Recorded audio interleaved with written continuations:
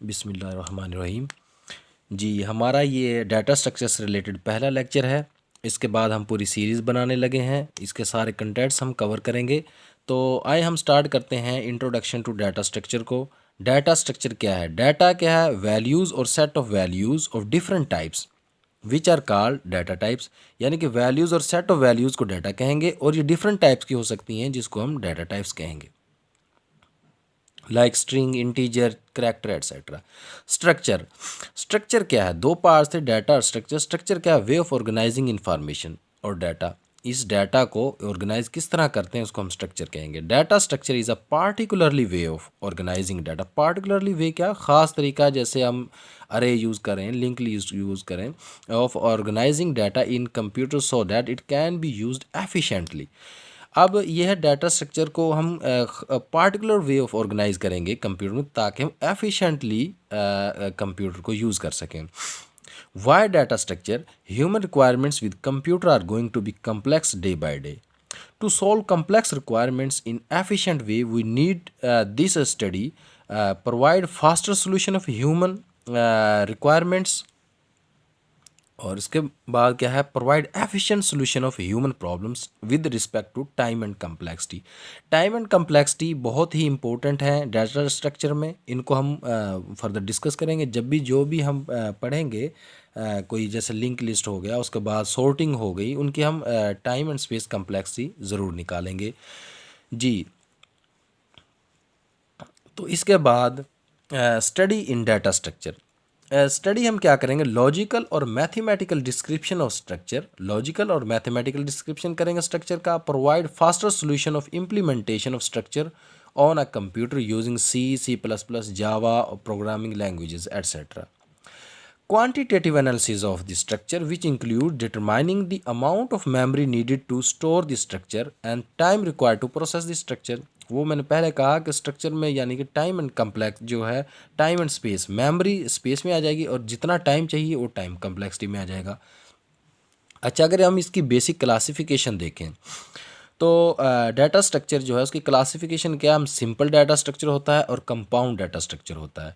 जो simple data structure है उसमें आ जाएगा integer, floating points, floating numbers आ जाएंगे, करैक्टर आ जाएंगे, पॉइंटर आ जाएंगे, ठीक है।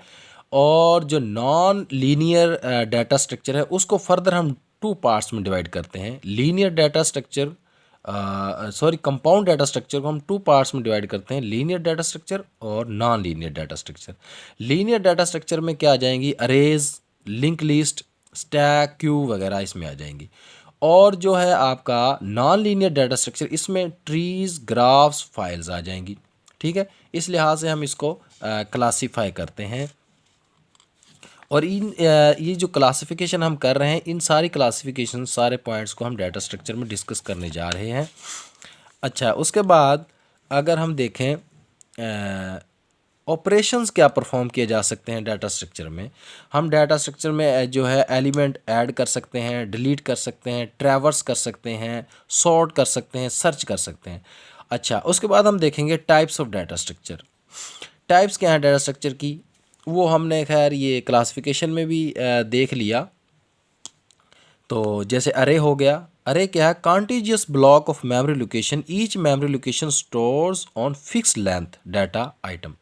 क्या है कि जो अरे है हम इस तरह कह सकते हैं, अरे ए सेम नेम होगा और डाटा टाइप का जो है ब्लॉक्स होंगे, सेम ही डाटा टाइप होगी। जैसे आप समझ लें कि मैं कह देता हूँ इंटीजर और उसका नाम दे देता हूँ ABC, और उसकी जो है लेंथ मैं यहाँ पे फिक्स कर दूंगा, कितनी लेंथ है उसकी, 2 है, 3 है, 4 है, जितनी मैं लेंथ करूँगा। अब क्या होगा कि सबका नाम ही ABC होगा, ठीक है।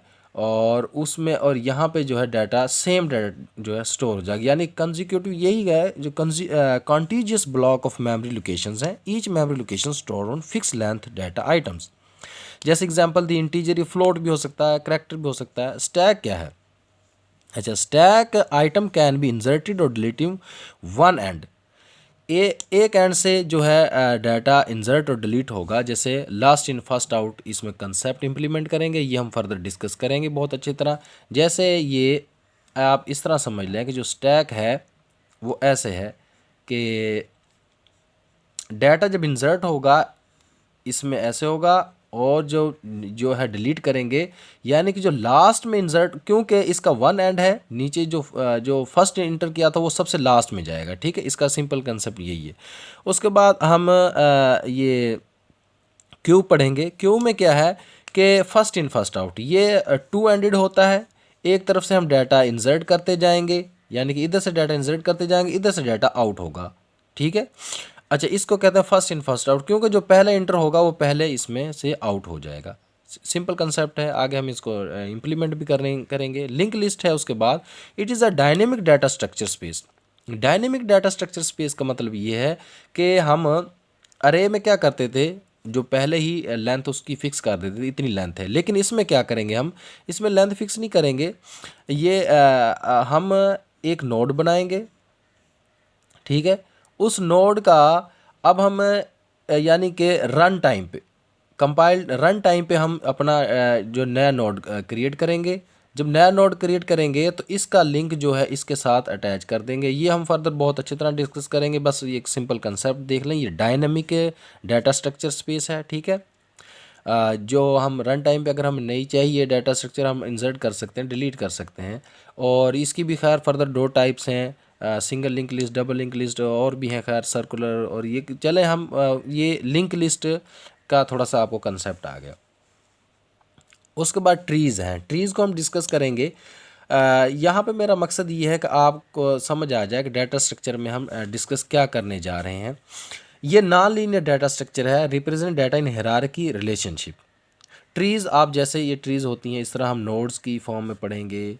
और बहुत ही इम्पोर्टेंट टॉपिक है ये डाटा स्ट्रक्चर में ये, और इसमें से एग्ज़ाम्स में काफ़ी क्वेश्चन आते हैं। ये ट्रीज़ की फॉर्म में होगा, उसके ये उसके जो है पेरेंट होगा, रूट होगा ये, उसके बाद उसके चाइल्ड्स होंगे, फर्दर चाइल्ड्स, सबसे नीचे जो चाइल्ड लीफ, इसको बहुत जो है ना हम नेक्स्ट करने जाएंगे, ठीक है।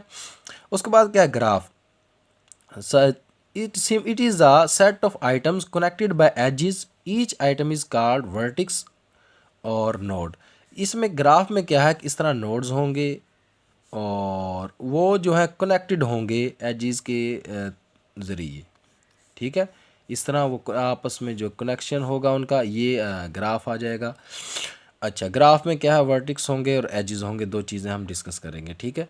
तो आज का लेक्चर यहाँ पे ख़त्म होता है। Thank you for watching.